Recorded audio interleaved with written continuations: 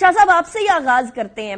Pakistan Peoples party اس time پر اپنی ساری کی ساری ایمیونیشن نکالے ہوئے اور سب کی طرف جو ہے وہ تیر جو ہے ان کی بوچھاڑ کیے ہوئے. پی ایم ایل این کو آپ کہہ رہے ہیں کہ آپ سیاسی قیدی بناتے ہیں, پی ٹی آئی کو آپ کہہ رہے ہیں, پی ٹی آئی کے کارکنان کو کہ دیکھیں آپ پی طرف ووٹ نہ برباد کریں, آپ کو پتہ ہے کہ انہوں نے نہیں آنا تو پاکستان پیپلز پارٹی کو ووٹ دیں.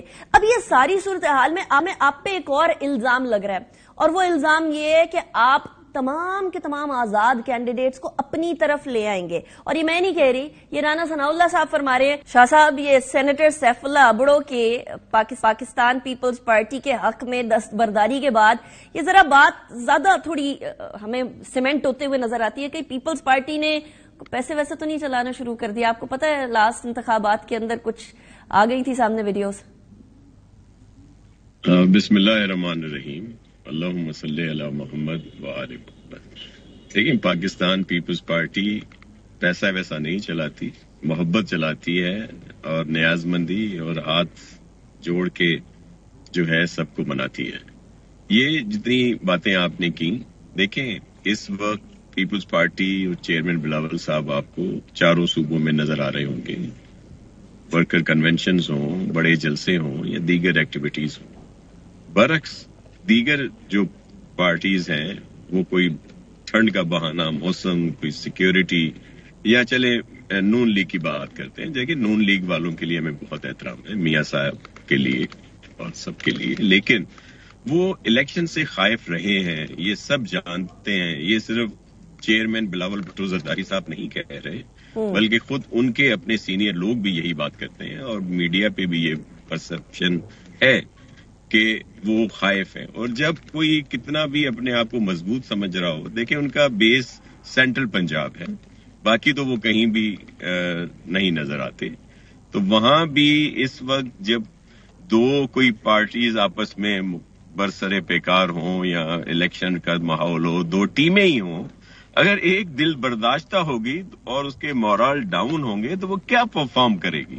یہی صورتحال اب وہاں پہ بھی ہے. اسی لیے ہم کہتے ہیں کہ ہم بہت پر امید ہیں کہ single largest party Peoples Party ہی بنے گی. دوسری بات میں ایک دو چیزوں کی وضاحت کر دوں کہ یہ جو آزاد اراکین کی بات کی جاتی ہے, دیکھیں آزاد اراکین جو چیئرمین صاحب کہہ رہے ہیں یہ وہ لوگ ہیں جو بالکل انڈیپینڈنٹ ہیں, جو تحریک انصاف کی طرف سے لڑ رہے ہیں اس وقت نشان نہ ہونے کی وجہ سے آزاد. وہ آزاد لوگ نہیں ہیں, وہ اپنی پارٹی سے حلف یافتہ ہیں, وہ ایز اے پارٹی ہی رہیں گے. شاہ صاحب یہ بڑا امپورٹنٹ پوائنٹ ہے, یہ بہت امپورٹنٹ پوائنٹ ہے. اس کا مطلب یہ ہے کہ آپ کسی ایسے شخص سے بات چیت نہیں کر رہے جو کہ پاکستان تحریک انصاف کا حلف یافتہ یا پھر اس کا حصہ ہے باقاعدہ طور پر, اور وہ انڈیپینڈنٹ کینڈیڈیٹ کے طور پر اس لیے لڑ رہے ہیں انتخاب کہ بلے کا نشان اس ٹائم پر پاکستان تحریک انصاف کے. سو یہ آپ باقاعدہ طور پر یہ تصدیق کر رہے ہیں کہ آپ کسی ایسے شخص سے ڈسکشن کر رہے ہیں شاہ صاحب, is that what you are seeing?